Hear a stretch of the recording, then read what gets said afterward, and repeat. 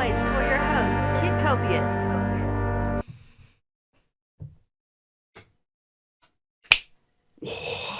What up, perps? Kid Copious, back in the bunker. Purple State Party. You know what we're doing here, man. We're repping America, common sense, the center, and things that go like that. Yeah. All right. Just kick this off with a quick explanation of the title. I'm not talking about the future here. I'm talking about kind of a weird little thing that transpired for me personally. See, 30-29 is an odd thing because when I sobered up, when I quit drinking, a year later I got married. Same date. Makes it easier on me, man. Got it tattooed right here. Yeah, so 30 years of sobriety, man. It seemed like a big deal to me, but for the rest of the world, it was kind of just another day. Only my wife really said anything, and, really praised me for my strength and fortitude and resilience and all of that. But it's been a long road.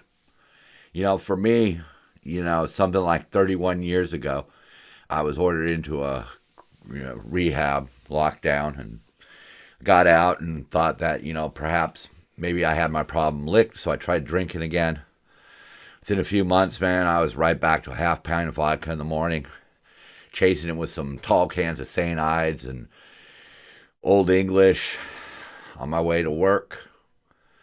Watched my world basically fall apart and started acting pretty much like an asshole. And I realized that, I was never going to be a husband or a father like that. When I was in junior high, I'd written a play about a family whose father was a drunk. I wasn't even drinking then. I mean, this was like 7th, 8th grade, man. But, I was painfully aware of it. And I took a hard look at myself. And I realized that changes had to be made. I lost friends. I lost the ability to go to places like concerts, really go out in public. I developed anxiety and depression disorders. I basically fell apart from my sobriety. And it's been a long, hard fight. I avoid everything with alcohol in it. And I'm not telling people that they should avoid alcohol. My wife still drinks. My friends, when I had them, some of them still drank. My brother still drinks. My family still drinks. Not really a big deal to me because 30 years in, man, I've pretty much got it licked. I pretty much know what I have to do. And that's one of the things that forms the basis of Purple State, man, is that sometimes you have to take a long, hard look at something and just make rational choices. And you can only lie to yourself for so long, for me, I was on a meth bender and I started suffering DTs from not drinking. And that's all I needed, man. That's all I needed. Not long after that was when I checked myself into a hospital, paid for it out of my own pocket, my own insurance, whatever. And, I made it. And that led to 29 years of marriage. And 17 of those 29 years have been spent as a father. And that hasn't been very easy either. But we're going to cover that a little bit more at the end. I'm going to kick it off with some bullet points right here. So read this. I had to get a little sippy sip out of my sippy sip cup. You know what I mean? This really illustrates what I'm talking about. I lived through the Cold War, the threat of nuclear annihilation. I was one of those people who thought nuclear power was bad. And we saw things like 3 Mile Island and Chernobyl. But those times have changed. And nuclear power is our greenest energy. Yes, it results in toxic waste. We can deal with that. But we have to be honest here, man. We have to be honest with things. No matter what we do to power our world, and our world needs power. We run on electricity. The electricity is not going to disappear overnight. We're not going to suddenly find some new way of powering cell phones and cars and AC units and manufacturing machinery and all of the stuff that we use. It's going to involve electricity. And it's going to involve waste, and it's going to involve, destroying the environment in some way. And when you look at everything and you add it all up, nuclear seems to be the way to go. Yeah. It's a sad fact, but that's what we have, man. That's what we have, and that's what we need to use. And the more we run from that, and the more that we think that somehow we're going to make it with solar and ice, that's coming up later. Wind is just, it's just foolish dreams. Nuclear is the way to go. See, this is why I was thinking of ice, because I was thinking on the next slide here. Don't mind us, we're just burning hundreds of gallons of aviation fuel to de-ice these clean energy wind turbines. As you can see, that helicopter is up there, and they're spraying probably chemicals of some sort of antifreeze. I wouldn't be surprised. Further polluting the environment. But at the very least, they're shooting hot water, and that helicopter is burning a lot of fuel. This is one, you kind of have to see this one, but this is a timeline of how Biden drove up fuel prices. And there's really nothing more to be said. It's a speculative fuel. Oil, fossil fuels are a speculative market like many commodities. And if people do or say things that put fear into investors, the price is going to go up. You could do the same thing with coffee. Yeah, actually, he has done the same thing with coffee. Fucking asshole. Look, I'm all for these cleaner burning electric vehicles if they worked, but they don't. If they make sense, if you have a very short commute, or you just want to putter around town or go for a short drive or something like that, but I don't think day in and day out they work. This guy died because his electronic door handles. See, at some point, I come from the days where you actually had to wind your windows up. And there is a certain amount of security in non-technical, non-engine driven, manually operated things. And it scares me to think that we're all going to be in these electric vehicles and our lives are going to be controlled when we're on the road by computers. It frightens a guy like me, and it doesn't make much sense because I don't think we need all that. But whatever. But in my crusade for trying to figure out what the right answer is, you can see right here that EV tires are worse for the environment than tailpipe emissions. It is a comprehensive study has found that everyday driving particulate emissions from tires are 1,850 times greater than the equivalent exhaust emissions. This is only made worse by the heavier battery packs fitted to electric vehicles, which increase vehicle mass and in turn place further strain on the tires. See, we're going to pollute either way. So we got to do it in a cheap, affordable, common sense kind of way. For some people, electric vehicles, fine, great. You can charge them at home. You can afford to have the charger installed. You've got a charger at home, a charger at work. You're fine. You're going to make it. But a lot of people don't live in that situation. They live in apartments and they can barely make ends meet. And for them to try to install electric chargers into apartment buildings, come on. And I'm sure at some point California and other cuckoo states are going to mandate that all new buildings must have EV chargers. But those are going to be brand new apartments, and they're going to be out of the price range of most people. Where I live, there's apartment buildings going up along the train tracks, right by a train station. Yeah. Okay, we have some solutions, but they're not working. They're not going to work the way we want them to. Really quick on Biden's debt forgiveness. I'm completely against that. I think, a lot of people have a lot of problems, and the government simply paying their bills isn't the right way. It leads to inflation, puts the burden on people who didn't have college loans or who paid off their college loans. But this tweet really sums it up, because Biden wants to pay off $10,000. He doesn't want to pay off the whole debt, just $10,000.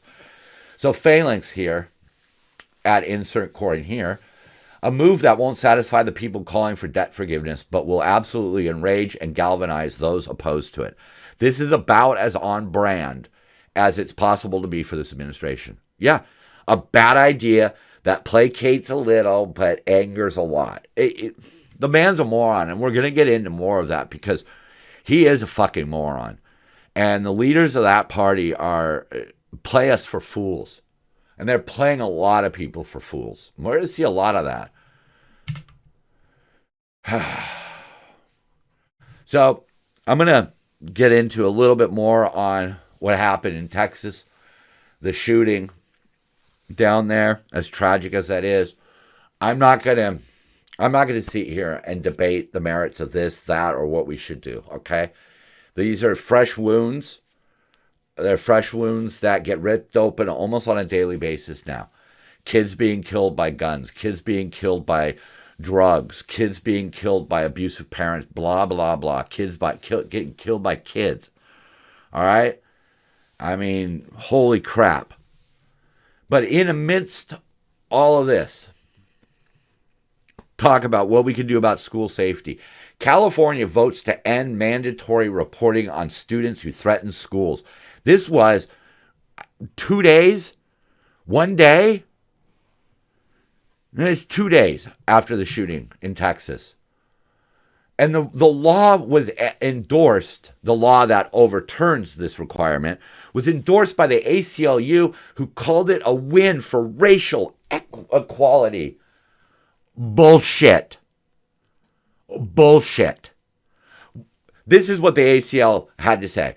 Once students make contact with law enforcement, they are less likely to graduate high school and more likely to wind up in jail or prison. These harms fall disproportionately on students from marginalized groups, Black, Indigenous, and Latinx students, the organization said in a statement. Holy shit. Okay, so let me get this straight. If something disproportionately, if you're saying it disproportionately affects marginalized groups, we shouldn't do it. So if a school hears of a threat, they don't have to legally report it anymore. Wow, because it might be a person of color. Are you fucking kidding me? I'm going to tell you this right now because I know this from my own goddamn experience, all right? Yes, once students make contact with law enforcement, they do have some problems. But guess what? The problem started before they made contact with law enforcement. Okay? It's not like you're going through life on a perfectly straight plan and all of a sudden you run into a cop and your life is dismantled. That's not the way it works. These people set themselves on a path to have to interact with law enforcement. This is the kind of stupid shit that we are seeing constantly now out of the Democratic Party. Okay?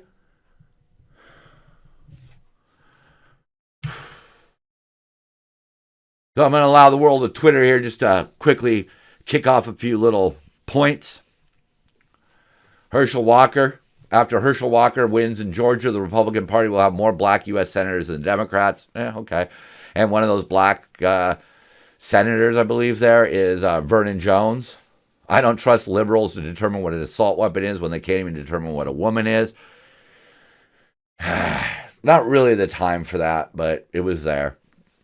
But this one was really important, was the most poignant one.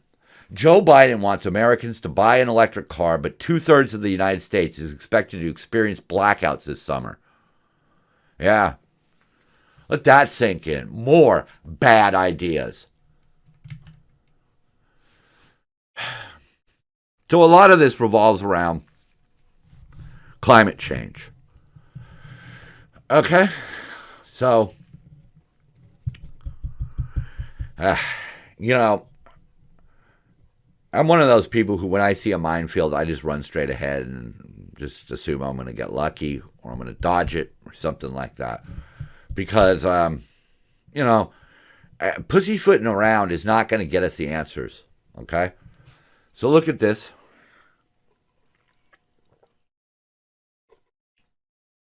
Hybrids. are the answer. We know they are because they don't involve the same sort of infrastructure restructure that we need for all electric. And this leads me to why I am not convinced that man is responsible for climate change. We have polluted the planet. There are definitely things that we need to do. Places like China need to stop dumping all the shit into the ocean. We need to get rid of the CFCs and the freons and the halons and the things that burn up the ozone. I'm cool with that. But I don't know how much of this doom and gloom shit I'm supposed to believe. Because if we were really just a few degrees away from burning up this planet, we would be pumping hybrids. It cuts our emissions in half. As we've seen before, as we've seen earlier, tires are a huge part of pollution. But you know what's a big part of pollution? Boats and planes. The planes that these people who are trying to instill this fear into our head about doomsday are flying around in private jets. They're way more polluting. Way more polluting. Helicopters, way more polluting than cars. Yes, there's not as many of them. But meanwhile, California's going to ban gas stoves. It's placating. It's just placating. It's just reaching out for donations. Because if they were serious, hybrids would be the way to go. Quick, easy, we could all switch over to hybrids. You could do hybrids tomorrow. And people would be fine because people who live in apartments wouldn't have to worry about charging their car. But there's no money in hybrid. There's no great tax incentive for these politicians. So they're not going to do it because man-made climate change isn't real. That's the conclusions I'm starting to draw because they're not being serious. If they were being serious, they would dump wind, okay, because and they would switch to nuclear. But they don't want to do that, and that leads me to my conclusion.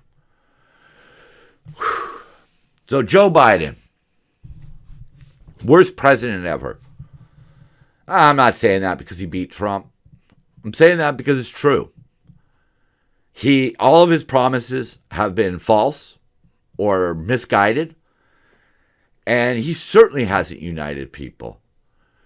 And if he's united people in any way, shape, or form, it's in their disgust of the job that he's doing.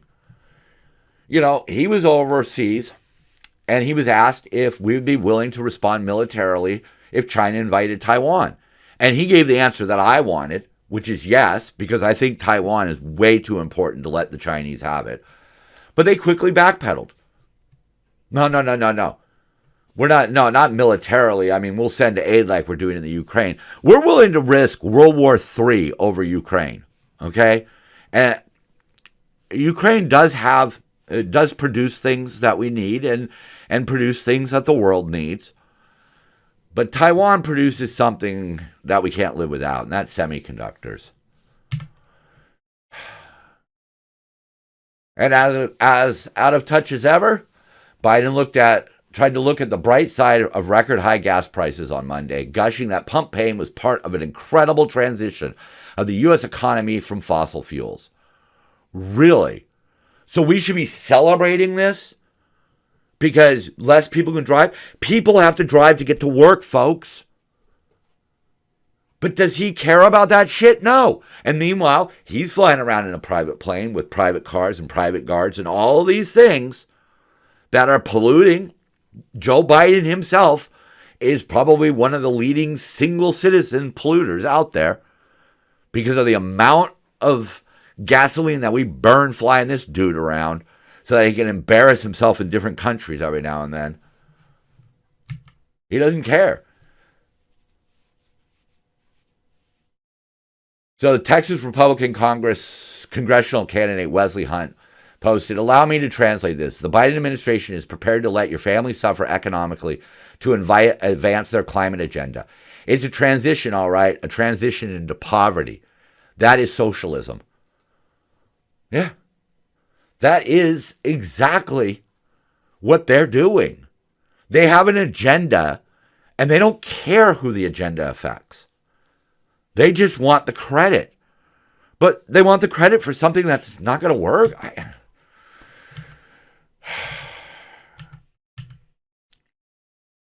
Okay. So I saw this article right before I went to air this morning. Why transphobic comics Mar, Gervais, and Chappelle are unfunny dinosaurs. All right, well, first of all, I just saw the Ricky Gervais special last night, and it was fucking hilarious. And he's really poking fun at the activists, the trans activists, who aren't even necessarily trans themselves. And their wild explanations of things. Like here, we have this fuckwad named Tubbs, who raped a girl, and then when he was caught, he decided to become a female. And Ricky Gervais is simply pointing out that it's kind of weird when they say, well, what did the defendant do to you? Oh, he raped me. And people get all upset. No, she raped you. They're concentrating on the pronouns, not the crime. That's just it's an observation, and Gervais pointed that out. Bill Maher pointed out, if this spike in trans children is all biological, why is it regional? This is not science-based discussion. It's a blow being struck in the cultural wars using children as cannon fodder. Nobody's anti-trans. They're not anti-trans. They're anti-insanity. That's what it is. The Biden administration is stepping up its efforts to allow children to make life-altering decisions. They can't smoke. They can't go to a rated R movie, but they can elect to have surgeries. And now the Biden administration wants to make sure that these surgeries are paid for by employers and health insurance companies. And it could ruin these kids' lives. Or the underlying issue can ruin the kids' lives. And it's not being treated because everybody says, oh, you feel like a girl? Okay, let's get you some boobs. And that's all we're saying. There's a bit of insanity, but it's not about hate. It's about the craziness that surrounds it. And the fact that, as we're about to see, there are activists speaking for a group, and the group is bearing the brunt of the blowback. What do I mean by that? Well, I don't think the average trans female or trans male is looking to disrupt society by going to the prison of their choice, the bathroom of their choice, the locker room of their choice, things like that. No, they just want to be left alone to survive. Okay? But these activists keep pushing for these things, pushing. And when the blowback comes on that community. So if I'm a young white college girl, okay, who wants to allow a biological male into the female locker room, the blowback's not going to come on me. It's going to come on the actual trans community. And that's what's sick. And that's one of the things that some of these people, these comedians, are pointing out. That there is an insanity surrounding it. And that people are being unfairly targeted for the blowback. When they're not the ones. I mean, look at this shit. San Francisco mayor boycotts Pride Parade after ban on uniformed officers marching. So a few radical LGBT people say they can't allow police officers to march in uniform. Okay, let me get this straight. You're fighting for, let's just say, normalcy, okay? You're gay and you wanted to be treated just like everybody else, right? And you want inclusion, you want equality, you want all of this. But they won't allow gay police officers, gay and lesbian, or even trans police officers to march in their uniform to show, hey, look where we are. Look what we've accomplished. Maybe the world isn't so terrible towards you after all. And now the fire department's they're going to join in, and they're not going to march in uniform. Because why? Why? What is wrong with that? I understand the police have had to, the police used to arrest people for being gay. I get that. That's history. Let's rewrite a new present. More activists who act on behalf of a group, fuck that group over, and then melt away into the shadows to take none of the blame and to allow the community that they seemingly represent to bear the brunt of their bullshit. BLM donated $200,000 to a group whose director thinks cops are pigs. Fine. Really? But you have a problem when a Republican politician goes to an event and the Proud Boys show up. Right? That's what they've done. So apparently they're not going to like this because they were, right there.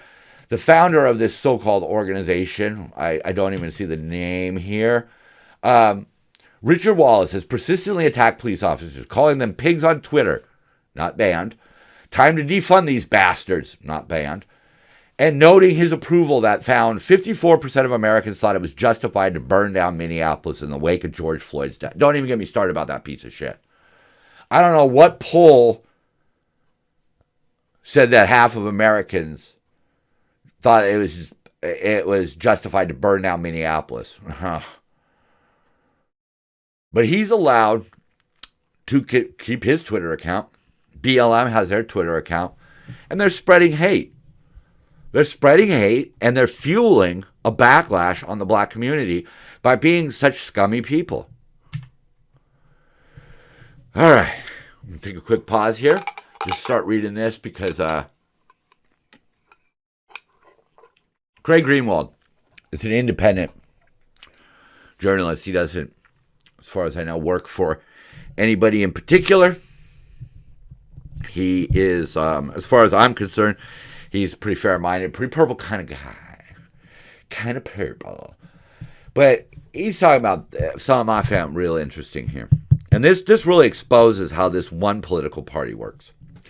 Democrats blaming voters for being stupid rather than acknowledge failed ideology. A new poll shows a majority of Americans believe President Biden is incompetent. Look, there's the unity. And that the mainstream media are gearing up to double down on their blame game. Because they don't have anything. Their policies are ridiculous, so they're just going to blame people. The Democrats lost an election they never expected to lose. They basically lost to a reality TV show host when Hillary Clinton had the backing of the establishment in the world. All the backing. Everybody was behind Hillary Clinton. And then after they lost, instead of asking, what is it about our ideology that ruled the country for 8 years and then drove people into the arms of Donald Trump, they decided that they would just blame everybody. They blamed the Green Party nominee, Jill Stein. They blamed Russia. And they blamed the American people. Instead of seeking any introspect on their campaign. What did we do wrong? What can we do better in the future? No, fuck it. Americans are stupid and racist. And that's why Hillary lost. You see where this pattern's going? Greenwald says the media is priming people to believe the perceived slump in the country is because you're too dumb to understand your own lives. Right. So if we, coming up in the midterms and the presidential election, vote for the GOP, the blame will again be on us. Because we either don't care about racism or don't care about fascism. That's what it's going to be. We're going to be Nazis. If we don't vote to re-elect Biden, we're Nazis. Really? That's a really... I'll give him some points for creativity, but the rest of it's just all bullshit. Seriously? The people who voted for Biden really just didn't like Trump. But they're seeing why people voted for Trump the first time around. Because it is spectacularly bad. And that is not a partisan thing. I'm purple. I'm sitting in the middle. All right, man? I'm sitting in the middle. And I'm looking at it. And honestly, I do not see that America was worse with Trump than it is with Biden. I don't think in my 50 plus years I've ever seen America this divided and this just savaged by one man's stupidity. Greenwald said he does not think the electorate will be persuaded by the Democrats' argument when they're looking at the reality of their own lives. Look, everybody remembers how cheap gas and food and things like that were with Trump. Now, I understand Biden has had obstacles in his path. But honestly, the real obstacle is him and his party's ideology. Can't stand that fucking word because I can't pronounce it. The Democrats simply replaced Trump with the same ideology that governed for 8 years under Obama that caused people to run away from them as fast as possible. And now Biden's doing it again. And instead of asking why is that happening, they're just going to blame Americans. They're just going to ultimately say they were too racist to vote for Democrats. Really? Look right there. They're going to blame us for being too stupid, for thinking the economy's bad when it's actually good. It's a good thing that you're paying twice as much for gasoline. It's a good thing that you're now having to make a decision between new clothes for your kid or food. Right. It's a good thing that there's no baby formula. It's a good thing that there's absolutely no unity in this country. It's a good thing. And you're too stupid if you don't see it. Here's some more things that he recently has said. He was talking about 2 summers ago in the middle of the pandemic, we saw protests across the nation, the likes of which we haven't seen since the 60s. They unified people of every race. Bullshit. Okay? Companies and workers proclaimed Black Lives Matter. We already had proclaimed that in the fucking 60s. Numbers were on the decline, and George Floyd was a piece of shit who was used by the media so that the Democrats could just keep saying, if you've got white guilt, you must vote Democrat. If you vote for Trump, you're an Nazi. Truth of the matter is, support for Black Lives Matter fell 12 points. Yeah. America increasingly polarized when it comes to racial justice protests. Yeah, we were polarized because you guys, the people who were out there who were burning down buildings and shit, they were just burning down buildings, okay? They weren't protesting. We'll get into more of that. Fuck that shit. We know, this is Stacey Abrams, okay? One of the darlings of the Democratic Party. We know that increased turnout has nothing to do with suppression. Suppression is about whether or not you make it difficult for voters to access the ballot. Okay, yeah. The Democratic Georgia gubernatorial hopeful said, yes, I'm way off. Okay. Even the media had to question the months of smears after record-breaking early voting in the state's primaries and short lines and limited problems. So in Georgia, things went smoothly. And what they're pointing out here is Stacey Abrams could have just simply said yes. Is it possible that Democrats were wrong and that the new law isn't suppressing voters? Instead, she tries to spin it in to saying, yes, there were a large number of voters, but you are too stupid to see that they were suppressed. What? We're too stupid to see that they weren't suppressed. The Georgia law and the Delaware law are exactly the same. Okay? Racism needs to be confronted, but when you keep using the race card, it's called the boy who cried wolf. This clown.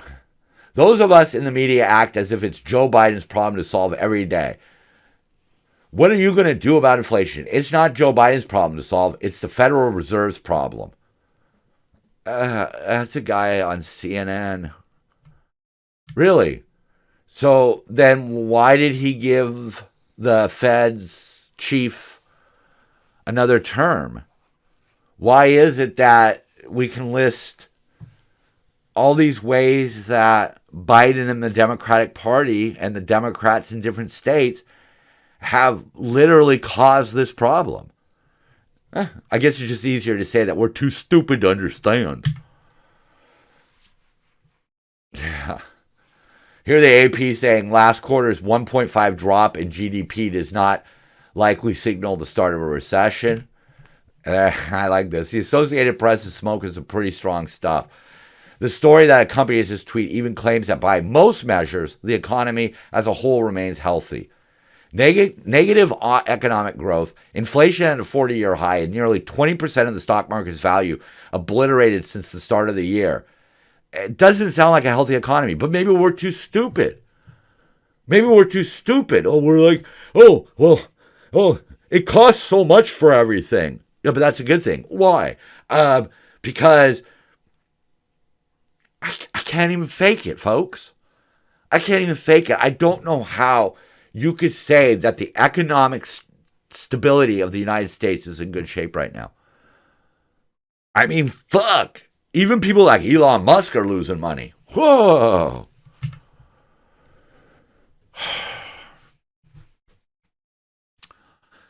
So, we all know this happened. Robb Elementary, May 24th. Let's be silent for a moment.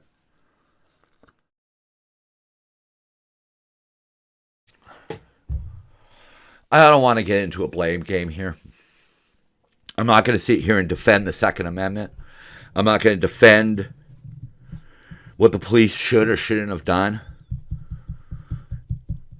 The only bit of stupidity that I want to mention, I mentioned earlier that California has removed the legal requirement of schools to notify the police if a threat is made. But right now it's about those kids and the teachers and the survivors who are going to have to live with this for the rest of their lives. This is not a time to talk about the validity of a semi-automatic rifle, the validity of a well-regulated militia, an indictment of our failure to deal with mental health issues, to identify these things. I could talk about what the Israelis do to keep their schools safe. People have been out there equating, how much we spent on Ukraine versus how much we spent on school security. And I really think that that's kind of grotesque in the aftermath. Because we don't know the answers. We don't know all of them yet. We don't know who did what. We don't know why things were done. We don't know what we can do. But I know one thing that we shouldn't do. We shouldn't put out a tweet like this. This is Barack Obama. As we grieve the children of Uvalde today, we should take time to recognize that 2 years have passed since the murder of George Floyd under the knee of a police officer.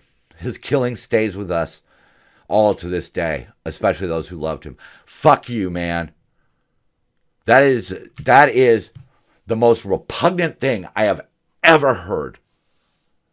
It's political, it's completely unacceptable, and he should be canceled permanently. Permanently. George Floyd, was he innocent? No. Was he organizing a protest? Was he fighting for civil rights? Was he setting up a soup kitchen? Was he even murdered?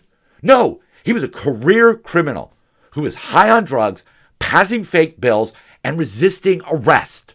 He is not a fucking hero. All right?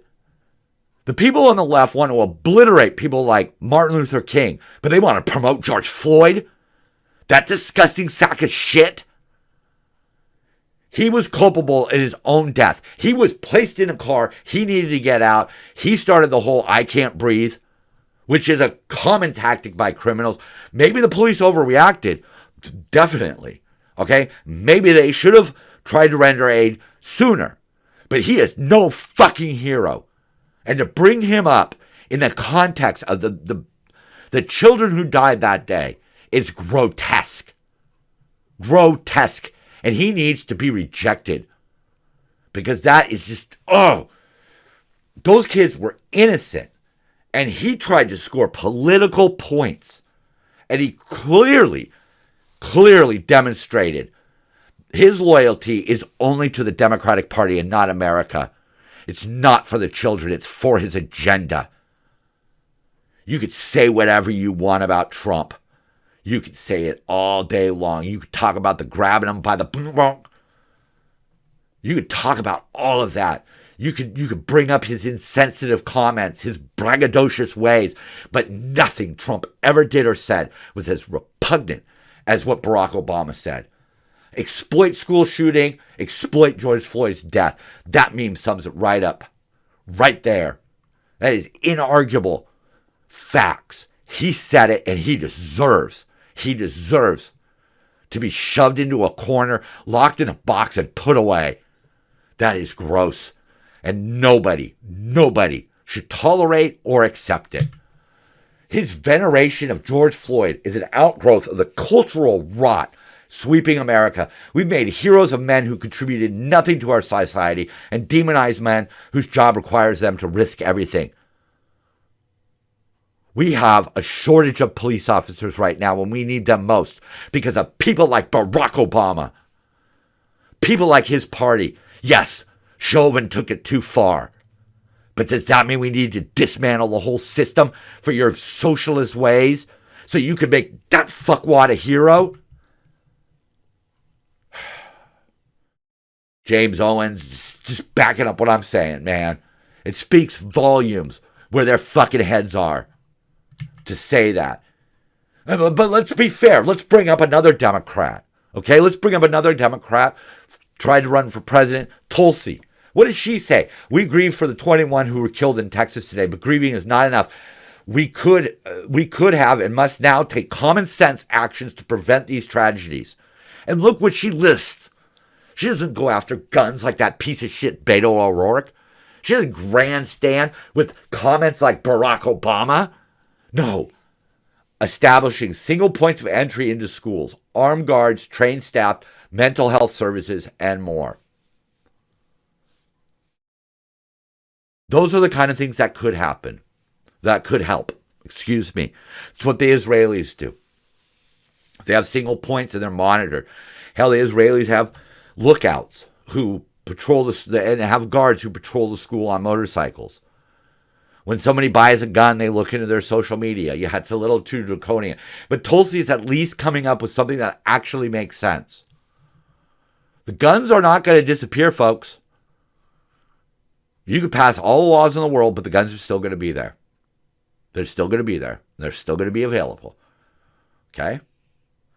So what's the solution? Well, at least Tulsi came up with something. Not like that piece of shit Obama. And speaking of that piece of shit, Floyd, I just want to point out a little bit of stuff here. I'm sorry, I'm worked up. There have never been any evidence that Derek Chauvin killed Floyd because he was black. Okay? There was never any evidence that the appalling events were a racist killing, and if there had been, the prosecution would have used that evidence in the trial of Derek Chauvin. There wasn't. There was no racial element to it. Okay? If he had not been black and that was caught on camera, we probably never would have heard about it because we only heard about it because they, the media, and the Democratic Party, who are in bed together, smushing uglies, they wanted it. They needed it. They had to have something to burn cities down to make Trump look bad. Something to galvanize their base. Oh, God, come over here and assuage your white guilt with the Democrats. But you know what? 4 years before Floyd, there was a case, 2016, where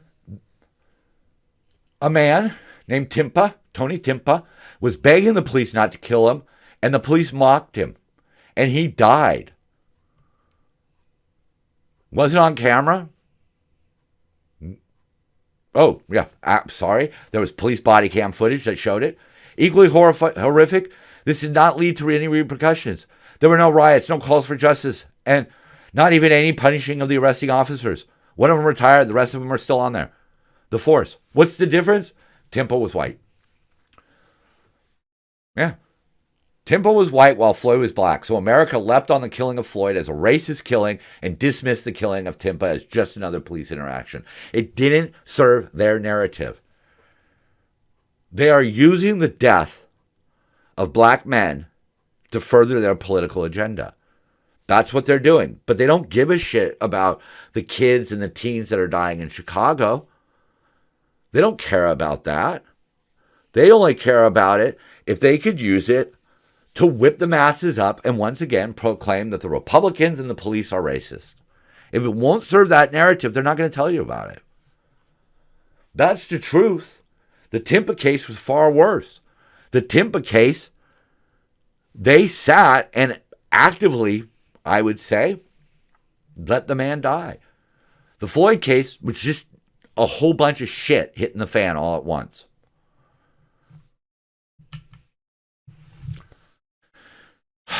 All right, best of the week. Beto interrupts press conference to remind everyone he's a giant turd. He immediately politicized it. Immediately. It wasn't outrage for the victims. It wasn't trying to figure out what had gone wrong, what could have been done, how do we fix this problem in the future. No, he just grandstanded. Biden and Kamala, everything looks great from here. Let him drive electric cars. Cackle, cackle. Yeah. That's where we're at. You know, trans rights and electric vehicles seem to be the most important thing to these two idiots. When high crime, open borders, racial division, and inflation is just smoldering down below, all mostly created by them, entirely created by their party. Pathetic excuse for a Subaru owner only has 48 stickers on back of the car. Yeah, I've never really got those people. But, hey, coexist. I can never forget that. Coexist, equal. They got some good ones up on there, you know. Just take a gander at that if you can. I'm sorry, if this actually went to podcast, you can't see the back of this brilliant car. Hillary Clinton, Epstein killed himself. Biden, the economy killed itself. Yeah, might as well run with it. Might as well. I mean, everybody's seen through your shit. And anybody who's like American enough to call you on your bullshit is already going to call you on your bullshit. So you might as well just run with the economy killed itself. It's time to talk about the stolen election, says wild-eyed Bill Maher surrounded by crates of ammo and emergency food. And there's Bill wearing a MAGA hat. Oh, my God. The thing is we've gotten to this point. You know, it's destroyed lives. It has destroyed a bit of our country, I think. But, you know, I think more and more people are starting to see the stupidity of these liberal ways of thinking. These pie in the sky, never going to work, dream, dream, dream. You know? And if somebody argues, just call them racist, call them transphobic, you know, whatever. The truth of the matter is, man, is that both parties got bad people in it. And it's going to happen. Every group is going to have some bad apples. It's just the way it is. Every tree has a bad apple. You know? Put that on a t-shirt. Every tree has a bad apple.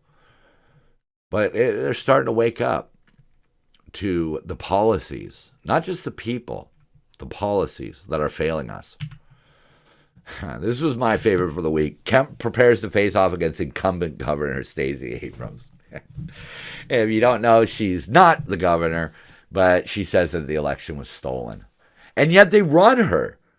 They sit there and badmouth Trump supporters for saying that the election was hanky, but then they're fine with Abrams saying that the election was stolen.